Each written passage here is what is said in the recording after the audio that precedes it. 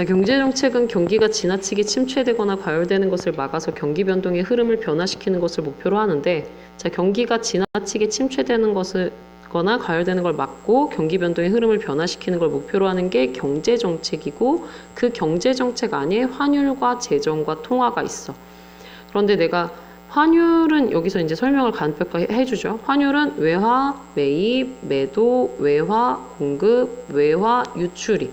이게 환율인데, 사실은 환율 정책이 뭔지 기본적으로 그러니까 배경 지식을 가지고 있다면 여기는 안 읽어도 되잖아. 만약 경기가 침체된 상황에서, 이거는 이제 예시 든 거니까 나중에 필요할 때 읽으면 되죠. 환율 정책의 예시잖아. 환율 정책의 예. 나중에 필요할 때 읽는 거 이렇게 표시해놓고 넘어가는 거야. 재정정책은, 자, 재정정책은 정부가 정부 지출이나 조세의 변화를 통해 총수요를 조절하는 행위를 말한다. 그럼 정부 지출은 정부가 돈을 쓰는 거, 조세 변화는 정부가 돈을 걷는 거. 그렇잖아. 국가 예산은 세금을 걷어야 되죠. 무슨 말인지 알겠지? 그냥 이게 끝이야. 끝. 그러니까 가볍게 경제정책의 목표를 얘기해주고 경제정책에 해당하는 환율 재정 통화 정책에 대한 개요를 그러니까 밝히면서 가벼운 개념을 밝히면서 가는 거지. 자, 옆에 넘어가서 이제 이게 재정 정책의 일반적 목표는 하고 넘어가. 그 다음에 경기가 침체되면 넘어가. 그러면 정부는 그러니까 재정 정책은 일반적으로 이런 목표를 가지고 경기가 침체됐을 때 이렇게 한다 정도가 있는 거야. 아까 환율 정책에도 그런 식의 설명이 있었던 거잖아. 그럼 그 다음 문단, 그래프다. 그래프, 실초. 하지만 그래프에서 너네가 꼭 봐야 되는 건 물가 수준, 실질 GDP. 가로, 세로 확인해야 되고, 그 다음에 AD가 총수요 곡선인데, AS는 1에서의 총 공급이래. 그럼 이게 뭘 의미하는 거지? 하고, 지금 이 그래프를 해석하려고 안 해도 돼. 실질 GDP가 400조 원일 때 완전 고용이 달성된다. 달성만 읽어도 이게 좋은 거라는 거 알 수 있어. 나쁜 거 자살률 달성 이런 표현 안 쓰잖아. 우리가 최고 자살률 달성 이렇게 안 한단 말이야. 이거 좋은 거죠. 그러니까 400조 원일 때 달성할 수 있는 거야. 좋은 거를. 근데 40조 원 가량 총수요가 부족한 상황을 보여준다. 근데 지금 현재는 어디냐면 현재는 여기 있다는 뜻이야. 모자라 40조가.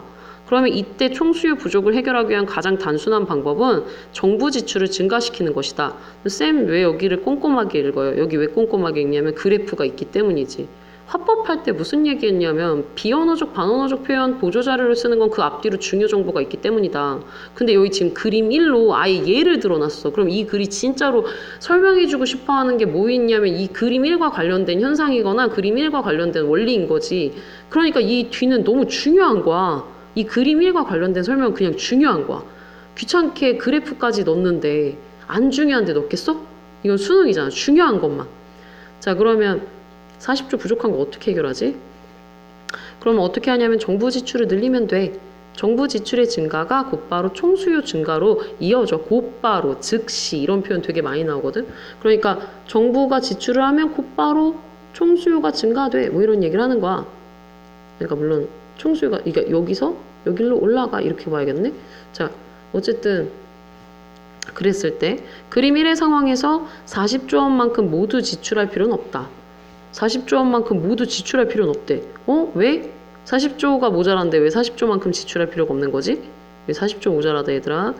자, 만약 이 경우에 정부가 40조 원을 지출하게 되면 총수요 곡선은 이 1점을 넘어서게 된다. 그러니까 이 원에 있는 게 아니고 총수요 곡선이 이걸 넘어가 더 가서 이쯤에서 그려지는 거죠. 이쯤에서. 자, 경제순환 모형에 따르면 근데 왜 그러냐면 왜 그런 현상이 그 현상이 중요한 거지. 돈을 다 안 썼는데 돈을 안 썼는데 자, 왜 그러냐면 경제순환 모형에 따르면 지출의 증가는 바로 소득의 증가를 불러오고 소득의 증가가 다시 지출의 증가로 이어진다. 자, 여기가 핵심인데. 그러니까 정부가 한 10조를 써.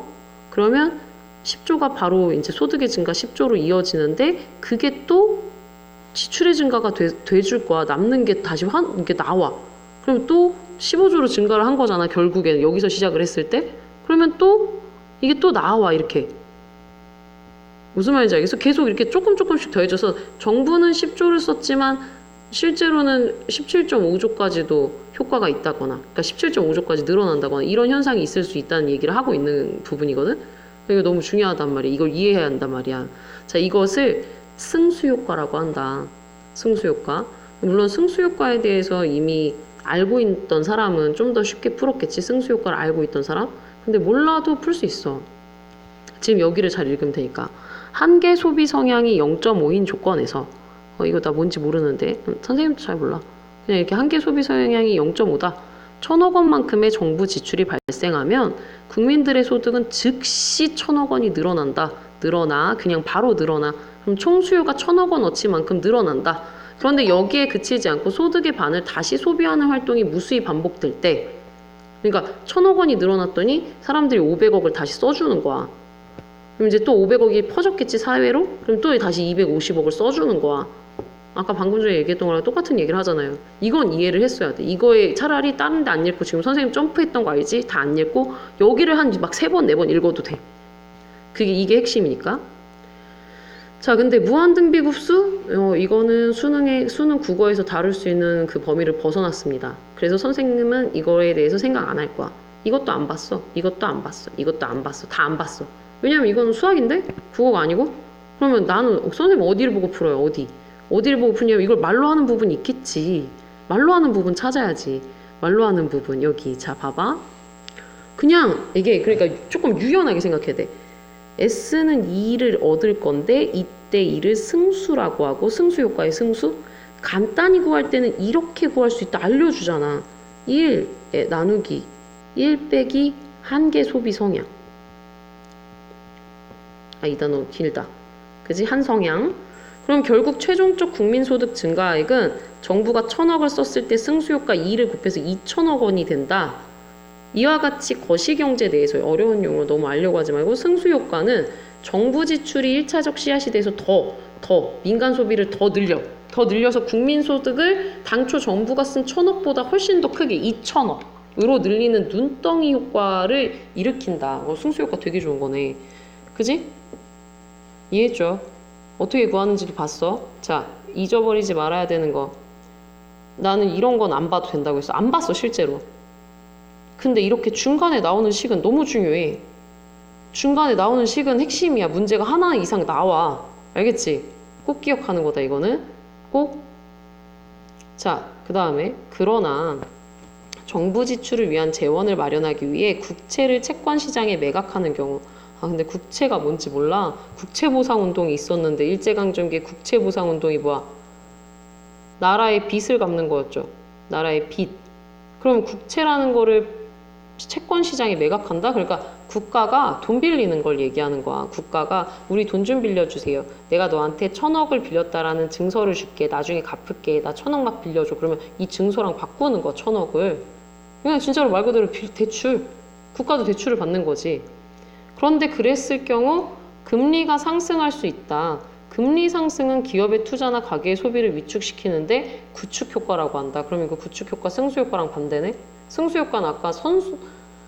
승수효과는 아까 민간 소비가 막 활성화되면서 선순환 효과가 있다고 했잖아. 근데 여기는 소비가 위축되잖아. 그러니까 승수효과랑 반대. 그냥 그렇게만 기억하면 되죠.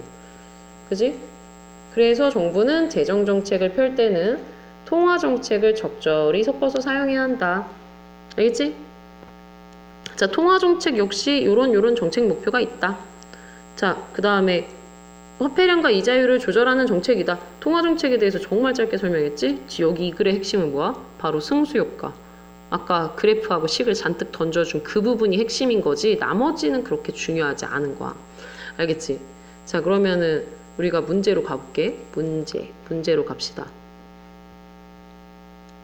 자, 윗글에 대한 이해로 적절하지 않은 것은 재정정책은 의회의 심사 과정을 거쳐야 하므로 집행하기까지 상당한 시간이 필요하다. 재정정책 아까 어디서 이 문단에서부터 나왔죠? 있었어. 시차. 자, 그 다음 통화정책은 경기에 대한 장기적 전망을 바탕으로 집행하는 것이 바람직하다. 자, 통화정책도 바로 위에 난 안 읽고 왔지만 통화정책 설명한 정의 부분만 읽었지만 그 옆에 보면 시차 얘기가 나와. 얘도 막 시간이 오래 걸린다고. 그럼 장기적으로 봐야지. 경제정책을 계획하고 집행할 때 동반할 수 있는 부작용. 그럼 이거는 부작용이 있기만 하면 돼. 부작용이 나타나 있기만 하면 돼. 부작용이 저기 첫 번째 문단에 있었던 것 같아. 하지만 꼼꼼하게 안 읽었으니까 너네 눈으로 확인하고 정책을 집행하는 궁극적 목적은 국민 소득을 증가시키는 거다. 와 이거 진짜 토익 문제 같은 낙금인데 앞에 승수 효과랑 이펙트 효과, 눈덩이 효과에서 국민 소득이 바로 증가된다. 즉시 증가된다. 뭐 이런 얘기 나오잖아. 그러니까 이걸 넣은 것 같아. 하지만 경제정책을 집행하는 궁극적 목적까지는 언급한 적이 없고 그냥 목표는 언급을 한 적이 있는데 목표가 완전 고용 달성, 뭐 물가 안정, 그다음에 경기의 흐름이 침체되거나 뭐 활성 너무 심하게 이렇게 활성화됐을 때 그걸 흐름의 변화를 주려고 뭐 이런 얘긴 나와. 근데 그거는 일반적 목표인 거지 궁극적인 궁극적인 목적이라고 봐도 되는지도 잘 모르겠고 사실은 국민소득 증가는 너무 지엽적이죠. 그러니까 너무 조그마지. 경기 흐름의 변화를 주려는 건데 알겠음? 그래서 안 돼. 얘가 답이죠. 그럼 안 봐도 된다고 생각하지만 또 이해가 안 된다는 사람을 위해서 승수 효과가 나타나는 과정에서 단계별 국민소득 증가분은 점점 감소할 거다. 그치? 처음에 1,000억을 투자를 해. 그러면 이게 이제 반 500억이 시장에 나와. 그 다음 또 반 250억이 나와. 점점 줄어들잖아. 증가분이 줄잖아. 0에서 1000으로 증가했다면 500으로 증가, 250으로 증가, 더 이렇게 되겠죠. 그러니까 맞는 말. 알겠지? 그렇게 어려운 문제 아니고 그 다음 문제. 경제정책의 구체적 사례로 적절하지 않은 거 이건 진짜 어휘 문제인데 정부의 신공항 건설은 정부가 돈 쓰는 거죠. 그래서 이게 재정정책이야. 정부 지출이거든. 통화량이 증가하였다면 이거는 그냥 정부가 돈을 썼으니까 통화량이 증가했지. 통화정책은 화폐량을 조절하는 거란 말이야. 이거는 돈을 쓴 거라니까 그냥. 알겠지? 그래서 답이 1번이죠. 이것도 그렇게 어려운 문제 아닌데 내가 이걸 틀렸다. 그럼 나 통화정책 검색해라. 통화가 무슨 뜻이고 통화정책이 뭐 하는 건지를 이건 상식적으로 알고 있어야 돼. 경제지문이 나온다고 쳤을 때. 통화도 중요한 거여서. 자, 그 다음에 우리 많이 틀린 28번. 이거 왜 줬겠어? 한계소비 성향. 계산해야지. 아까 뭐였어? 1 나누기 1 빼기 0.8. 그러면 0.2 이렇게 되지. 그럼 이거 계산하면 설마 분수 계산을 못한다. 그럼 분수 계산 정도는 다시 마스터해야 돼. 계산하면 5가 나와. 5. 그러면은 승수가 몇인 거야? 5. 승수 5라는 거 주려고 이거 준 거야. 이 정도 계산은 평가원에서도 시켜. 자, 근데 총 수요가 60조 원을 늘려야 되는 상황인데 10조 원을 투자했어. 그럼 승수가 5니까 50조의 효과가 생겨 얘들아. 50조의 효과가 생기는 거야. 지금 그런 상황이야. 그랬을 때 문제로 가면 모자라잖아. 초기 정부 지출에 대한 승수는 5지. 총 수요가 50조 증가한다. 맞아. 그 다음에 제3기의 B집단이 C집단이 소비활동으로 지출한 금액은 6.4조다. 난 이런 건 좀 안 따져. 세모 넘어가. 왜? 여기 또 막 3기 막 보고 좀 더. 정부는 더 간단한 거 다 지우고 시간 싸움이니까. 정부는 총수요의 부족분을 보충하기 위해 10조 원을 추가 투입해야 한다. 응? 그러니까 60조가 필요했는데 승수가 5여서 50조가 증가했단 말이야. 10조가 모자라. 그러면은 너네 잘 생각해봐. 처음에 10조 투자했더니 승수가 5여서 50조가 된 거야. 근데 왜 10조를 투자해? 60만 만들면, 그러니까 60까지 지금 10조가 모자란 상황인데 2조만 추가하면 되죠. 2조를 투자하면은 승수가 오니까 2 곱하기 5에서 10 되는 거지. 알겠어? 그래서 3번. 10조 추가 투자하면 안 되죠. 더 늘어나잖아. 근데 이거 글로도 풀 수 있어. 글로 어떻게 풀어요? 글로 어떻게 푸냐면 여기 얘기하잖아. 여기 처음에 정부가 40조 원만큼을 부족분인 40조 원만큼 모두 지출할 필요 없다고 나와. 넘어서게 된다고. 그럼 벌써 10조 모자란데 10조 지출하는 건 안 되는 거지. 만약에 다른 거 복잡해서 못했던 사람은 이거라도 글을 읽었으면 글하고 맞춰서도 풀 수 있죠. 글하고 맞춰서도 풀 수 있었어야 돼. 이 계산이 너무 어렵다고 생각하는 사람. 글을 꼼꼼하게 읽어야지. 알겠지? 정말입니다. 알겠지? 자, 그 다음에 재밌지 이거. 아, 내가 재밌는 건가? 미안. 자, 그 다음에 또 그 다음 넘어가서 그 다음 문제. 이 문제가 제일 어려워. 왜냐하면 기억의 상황에서 순수출이 증가한 이유. 이거 지금 환율하고 상관 있는 건데 이거 그냥 상식으로 풀어야 되는 거여서 이거는 경제 그 워크북 하면서 하도록 할게. 지금 이것까지 설명하려면 또 환율을 막 다 설명을 해야 된단 말이야. 그래서 저 문제가 선생님은 개인적으로 이 문제가 더 어렵다? 이 문제 추론 문제인데 경제적인 그 어떤 배경 지식을 활용하라고 나온 추론 문제여서. 근데 너네 환율 같은 거 벌써 중학교 때 배웠어? 가장 적절한 거야 얘들아. 적절하지 않은 걸로 봐서 틀린 사람들 많잖아. 그러니까 일단 넘어가고 이거 틀린 문제 이거 틀린 사람들은 다 그거 찾아가지고 와. 사전에서 찾아가지고 와 뜻. 알겠지? 자 마지막 32번 32번도 엄청 틀렸죠. 자 32번 나만 틀린 거 아니니까 그러니까 기뻐하라고. 자 32번 또 한계 소비 성향이 보여. 근데 얘는 계산을 좀 안 해도 되는 그런 문제이긴 했었거든. 지금 완전 고용이 GDP 400조일 때 달성되고 한계 소비 성향 0.5인데 지금 현재는 여기에 있어. 지금 현재 정부가 여기에 있어. 그러니까 정부가 정부 지출을 할 거란 말이야. 여기까지. 그러면 뭐가 나타나서 여기 사이에 뭐가 나타나? 승수효과라는 게 나타나서 승수효과가 나타나서 여기를 마저 메꿔줄 거야. 이렇게 메꿔줄 거야. 이동하게 해줄 거야. 도와줄 거야. 자꾸 내가 이쪽으로 하는데 그치. 도와줄 거야. 그러면은 그렇다라는 걸 기억하고 문제로 가서 핵심이 그거잖아. 승수효과. 그지? 그러면은 그거에 대해서 문제 낸 거야. 총 수요 곡선이 여기 AD 제로인데 정부 지출이 없더라도 물가 수준이 지금보다 낮아진다면 이러면 앞에 가서 또 따져야 돼. 물가 수준이 낮아지면 완전 고용 수준 되나? 물가 수준이 낮아진다면 이렇게 내려올 텐데 물가 수준이 이쪽으로 이렇게 내려올 텐데 내려오면은 더 내려 더 내려올 텐데 내려오면 되죠. 이렇게 보는 거거든. 내려오면 여기 지금 400조 달성되잖아. 내려오면 물가가 내려와도. 알겠음? 근데 그래프 보는 법을 몰라야 하는 사람을 위해서 이거는 근데 핵심은 아니잖아. 핵심은 승수효과.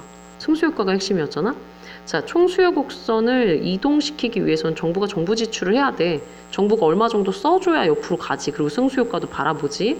그 다음에 시장의 기준금리를 내려라. 이거는 또 앞에 가서 찾아야 되잖아. 이제 앞에 가서 찾아봐 얘들아. 찾아보면 돼. 근데 난 안 찾았어. 왜냐면 이것도 핵심이 아니기 때문에 더 핵심을 찾아서 이거 핵심은 아닌데 이렇게 세모해놓고 넘어가도 된단 말이야. 자, 정부가 승수효과를 고려해. 핵심 단어다. 승수효과를 고려해 정부 지출을 결정하더라도 그러면 승수효과 고려해서 정부 지출을 결정했어. 구축효과가 나타나면 이거 승수효과랑 반대인데 그러면 얘네 둘이 얘가 플러스 1, 얘가 마이너스 1이라고 했을 때 0이 되는 거잖아. 왜 멀어져? 멀어질 수가 없어. 그냥 고정되겠지. 다시 지금 이해한 사람들 있지? 멀어질 수 없어. 승수효과는 플러스 1의 효과고 구축효과는 마이너스 1의 효과니까 두 개 합치면 0인데 여지진 말아야 되는데 그지? 근데 혹시 그래도 잘 모르겠어요 하는 사람을 위해서 정부가 승수효과를 고려해서 여기까지 딱 지출했어. 그럼 즉시 증가한다는 말이 곧바로 증가한다는 말이 앞에 여러 번 있었어. 그치? 곧바로 증가해. 여기는 이제 이미 여기까지 간 거야. 그런데 승수효과가 나타날 거라고 정부는 예상을 했기 때문에 승수효과가 나타나면 이거 마저 채워가지고 여기까지 가겠지라고 생각을 했단 말이야. 근데 이유는 모르지만 구축효과가 나타났어. 그러면 이게 여기를 안 가야 되는 건데 여기를 안 간다는 뜻이야. 그렇다고 해서 얘하고 얘 사이가 멀어지려면 얘가 좀 꺼져줘야 되는데 저쪽으로 뒤로 빠져야 되는데 뒤로 빠지진 않아. 이미 썼어. 이미 여기까지 간 거야 얘들아. 무슨 말인지 알겠어? 그래서 답이 3번이죠. 이해되지? 이런 거였음.